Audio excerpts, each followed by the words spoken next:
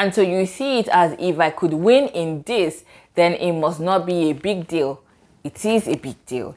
Every win is a big deal. No matter how minute you think it is a big deal.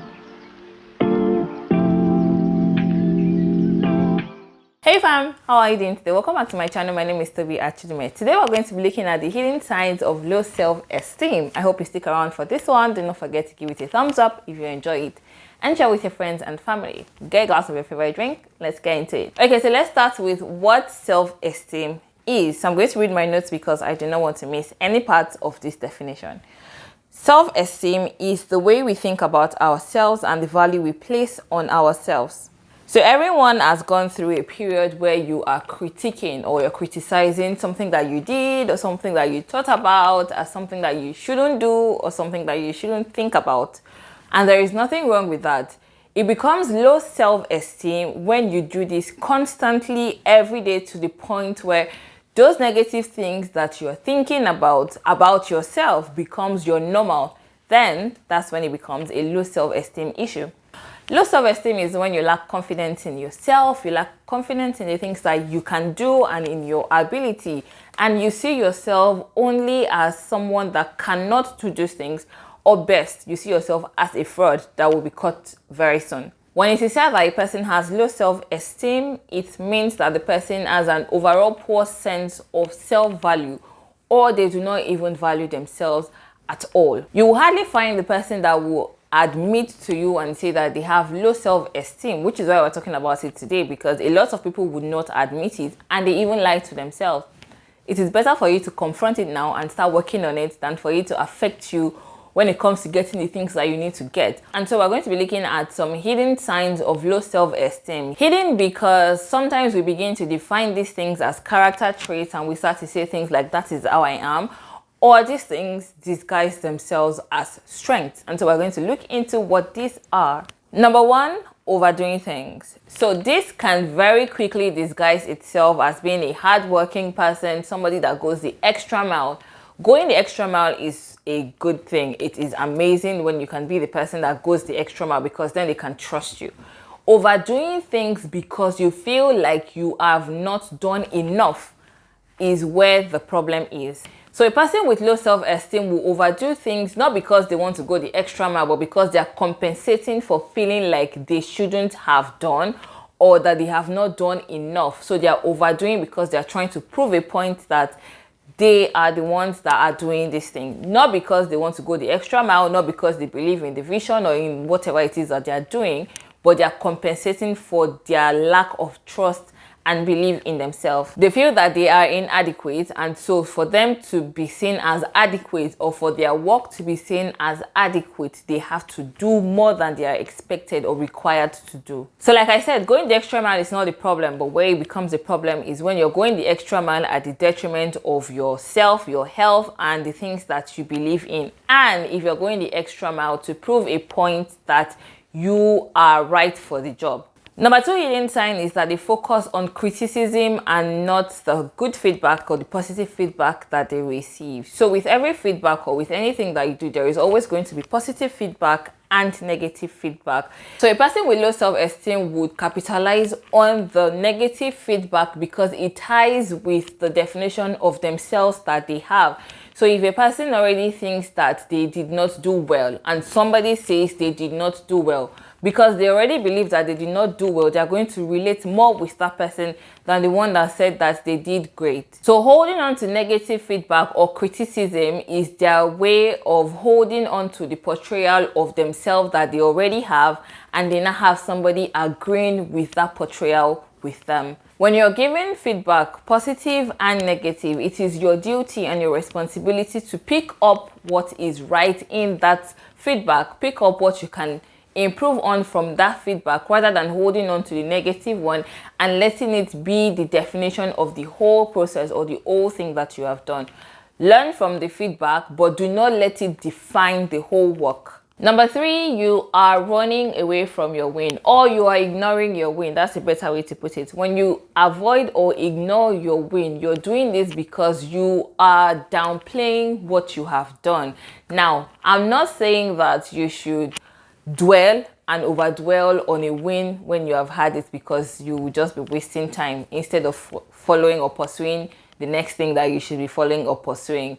But when you're the end of a win and the start of another process is slim to not being existent, then it's because you're avoiding or ignoring your win. And the only reason why you'll be doing that is because, again, you doubt your ability to have had that win. And so you see it as, if I could win in this, then it must not be a big deal. It is a big deal. Every win is a big deal. No matter how minute you think it is a big deal. So when you do not believe in your abilities and in your strength, and you win in something, you see it as something that anybody could have won in. Sorry to say, but you are wrong. If you won at something or you won in something, it's because you had the ability to win in that thing. A lot of people are doing what you are doing and they are not winning. How about that? So why do I say this is a hidden sign of low self-esteem? Because very easily you could say that the reason why you are moving on to the next thing is because you're a very focused person. You don't have time to check the time and you just want to continue to do things and achieve things. That's not very healthy, because you lose yourself, you lose your sense of gratitude, and you continue to undervalue yourself when you keep doing that. Number 4, you are afraid of success. Everybody wants to be successful. Everybody wants to live a life of success. You want to be recognized as a success story. However, there are people that are afraid of success. And when I say that, I do not mean the sense of being overwhelmed with success in a good way, but I'm saying afraid of being a successful person because they doubt their abilities to handle it. The moment you begin to see that you're doubting in your ability to handle success, or the ability to sustain the success that you have, then you need to check your esteem. Because when you have that fear, it should do what the fear of success should do in a positive outlook, is that it should make you to want to be the person that can sustain the success that you have when you have it. So that means that you want to be intentional about building your character and be intentional about building yourself overall, so that when you get to a place of success, you are seeing as a whole complete story of success, not somebody that has a but or somebody that has a question mark behind their success. But when you are afraid of being a successful person because you doubt your ability, then you need to check your esteem and begin to work on it. Number 5, you're constantly seeking approval from people. There is nothing wrong in wanting people to say good job when you have done a good job. But when you depend or you rely on the approval that you get from people, then that's a bad sign. There is nothing wrong in seeking feedback from people. Obviously, we talked about this in word point 2, that you would always get feedback. There is nothing wrong in asking for feedback. But when it becomes a problem of low self-esteem is when you now depend on it. If somebody has not told you that you did a good job, then you don't believe that you did a good job. There is this song that I have been hearing on social media. I cannot remember how it is sang. If they don't ginger you, ginger yourself. I think it is that, or if they don't appreciate you. Basically, the message from the song is that if nobody appreciates you for what you have done, you need to appreciate yourself. Yeah. So you cannot be waiting for people to tell you, great job, thumbs up, you did amazing, before you know that you did amazing. Tell yourself that. Look in the mirror and say, yes, Toby, you did amazing today. Number 6 is imposter syndrome. Now, you already know how this is a hidden sign, because you think that you are not qualified, and your lack of trust in your ability helps you to believe that you're not qualified. I have a video where I talk about imposter syndrome. I'm going to have it linked here or here.